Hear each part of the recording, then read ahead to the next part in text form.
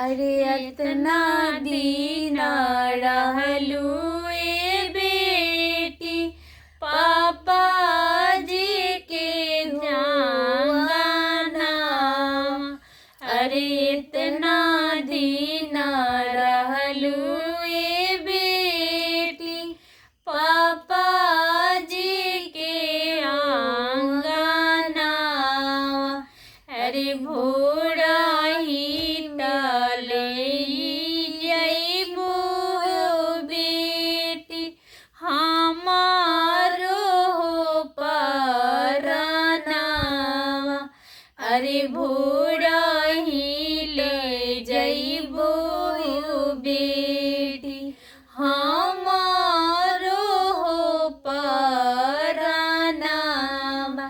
अरे अबे काकू के लाए पापा अमानी हो करे जावा। अरे अब काकू के लाए पापा तहारो करे जावा। अरे तू ही त खोजलाए पापा घरवा से हो बारा।